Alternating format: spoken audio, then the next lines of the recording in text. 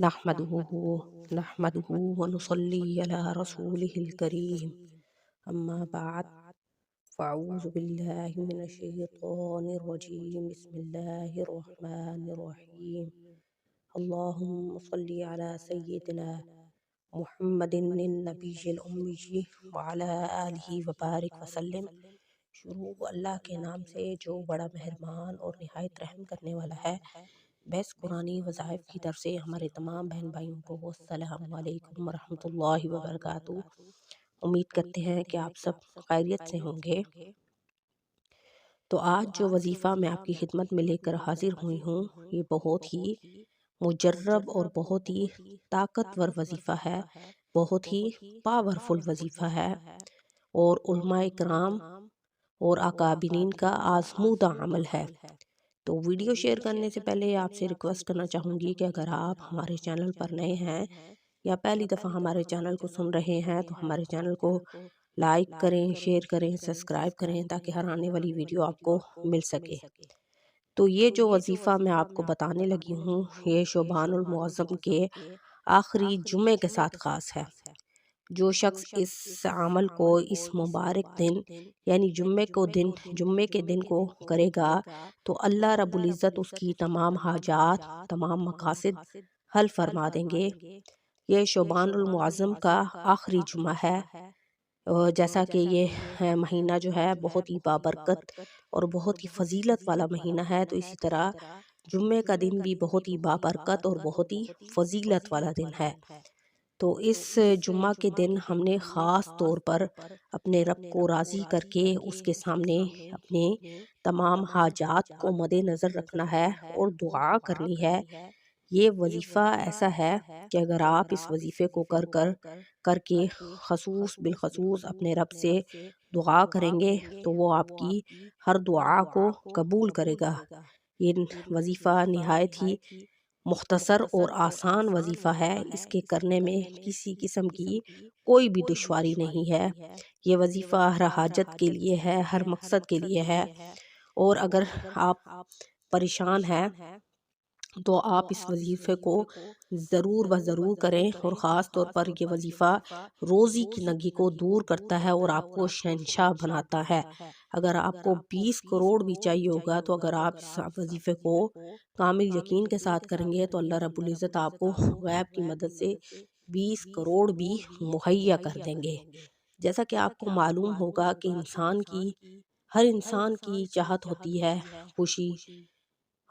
خوشی اور خواب الگ الگ ہوتے ہیں۔ کوئی انسان ترقی چاہتا ہے اور وہ کہتا ہے کہ میں اتنی محنت کروں کہ اللہ رب العزت اس کو اس محنت کا پھل دیں اور وہ ترقی کر کے اتنا اونچائی پہ پہنچ جائے اور اللہ رب العزت اسے رزق سے مالا مال کر دے، تو اور اپنا وہ یعنی ترقی کے بلبوتے پر اپنا نام روشن کرے۔ اور کوئی بڑے بڑے خواب دیکھتا ہے کہ اللہ رب العزت اسے غیب سے اتنا رزق اور مال و دولت عطا کرے کہ وہ عیاشی کی زندگی گزارے، اور ہر انسان چاہتا ہے کہ وہ آسائشوں میں زندگی گزارے، لیکن ہمیں چاہیے کہ جب ہمیں اللہ رب العزت بہت رزق دیں یعنی رزق سے مالا مال کرے تو ہمیں چاہیے کہ ہم پہلے تو ہر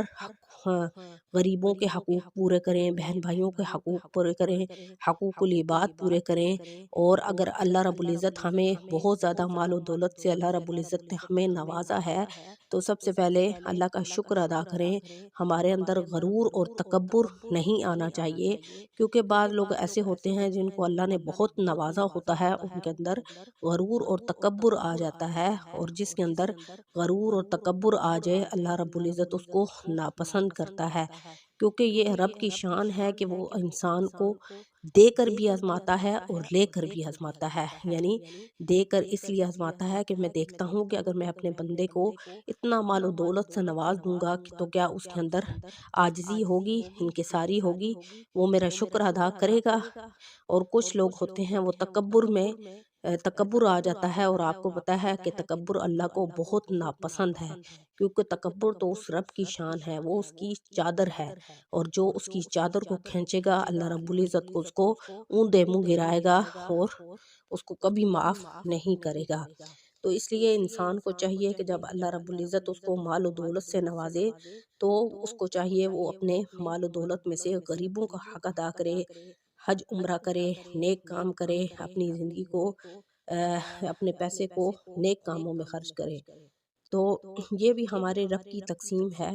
کہ جسے وہ چاہتا ہے بہت زیادہ رزق دیتا ہے، اور کسی کو کم دیتا ہے، اور کسی کو اتنا دیتا ہے، اور کوئی فکر و فاقہ میں زندگی گزارتے ہیں۔ لیکن ہمیں بھی انسان ہونے کے ناطے ہر حال میں اللہ کا شکر ادا کرنا چاہیے کہ وہ جس حال میں رکھے اس کی رضا میں راضی رہنا چاہیے۔ تو میرے بہن بھائیوں، آج جو وظیفہ میں آپ کو بتاؤں گی، اگر آپ اس بابرکت مہینے اور بابرکت دن میں اس عمل کو کریں گے تو اللہ رب العزت انشاءاللہ آپ کو اتنا نوازے گا کہ آپ سوچ بھی نہیں سکتے۔ اور بعض اوقات ایسا ہوتا ہے کہ جب انسان کسی آزمائش یا پریشانی میں مسلسل مبتلا رہتا ہے تو وہ نا امید ہو جاتا ہے، یعنی مایوسی ہو جاتی ہے اس کو ہر کام سے، کہ میں تو اتنا کچھ کرتا ہوں لیکن اس کے باوجود میرے حالات نہیں بدلتے۔ تو آپ کو پتہ ہے کہ نا امیدی اور مایوسی کفر ہے، اور کفر جب انسان کے اندر آ جاتا ہے تو انسان کی دنیا اور آخرت دونوں خراب ہو جاتے ہیں۔ تو شاید اللہ رب العزت تو انسان جو ہے جب کسی آزمائش یا پریشانی میں مسلسل مبتلا رہے تو وہ نا امید نہ ہو جائے، ٹھیک ہے؟ اسے ہمیشہ یہ امید رکھنی چاہیے کہ شاید اللہ رب العزت نے اس کے لیے روزی کے دروازے وقتی بند کیے ہیں، اور انشاءاللہ ایک نہ ایک دن اس کے لیے رب کے روزی کے دروازے کھول دے گا۔ تو کچھ لوگ ہوتے ہیں جو مسلسل پریشانی یا آزمائش میں مبتلا ہوتے ہیں تو وہ نا امید ہو جاتے ہیں کہ شاید اب اس کے حالات کبھی نہیں بدلیں گے اور اس کے لیے روزی کا دروازہ ہمیشہ کے لیے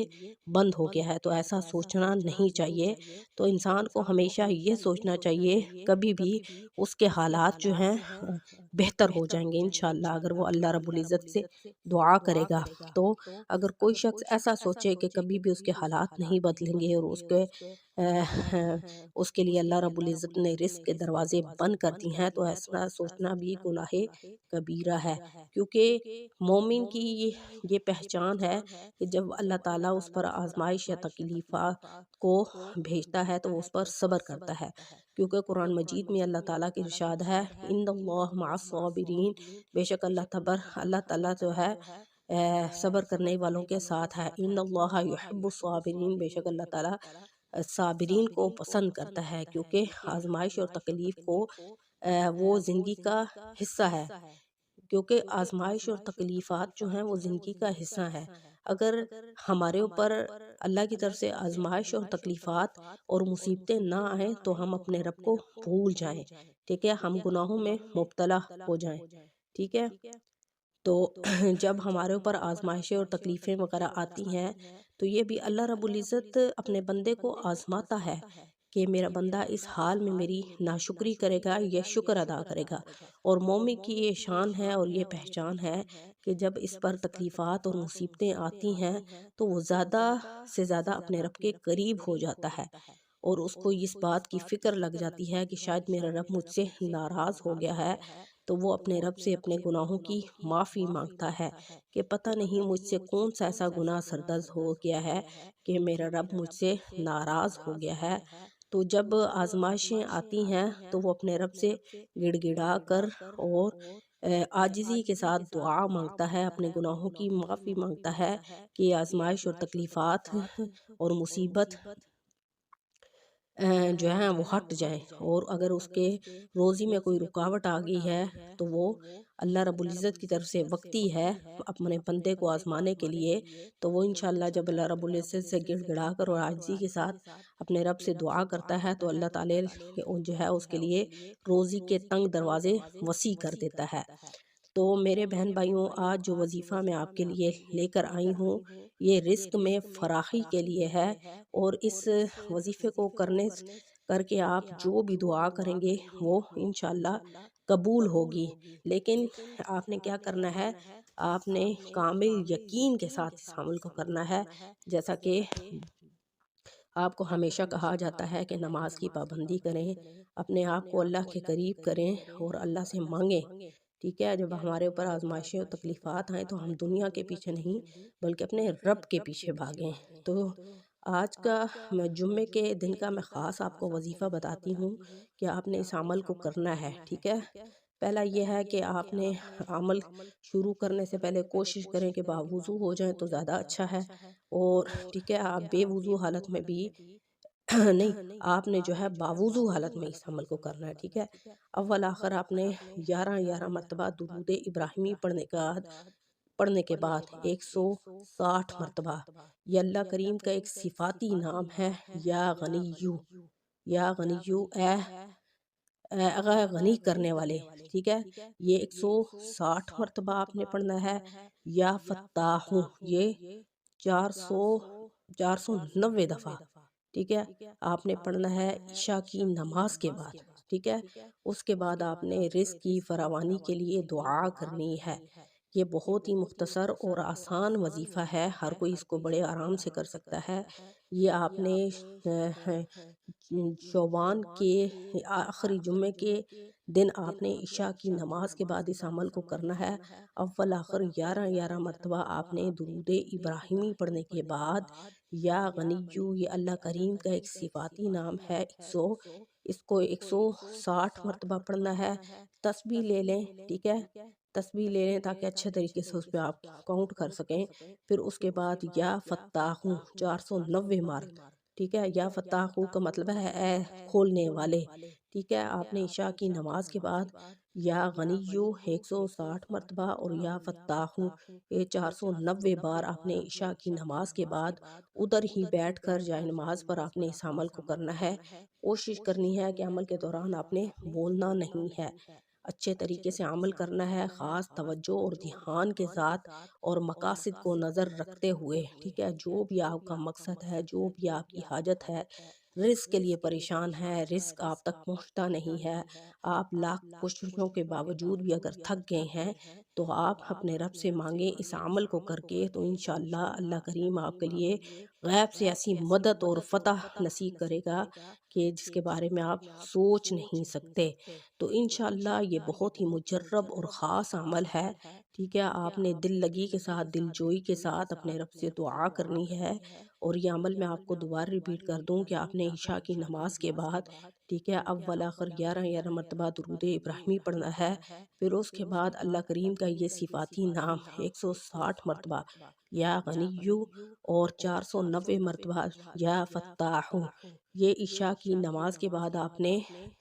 تسبیح پر اس عمل کو کرنا ہے، اور اس کے بعد رزق کی فراوانی کے لیے اور ہر مقصد، ہر حاجت، ہر ضرورت کے لیے آپ اپنے رب سے گڑ گڑا کر رو کر دعا مانگے۔ یہ بہت ہی مجرب اور خاص عمل ہے، تو انشاءاللہ اللہ کریم آپ کی دعا کو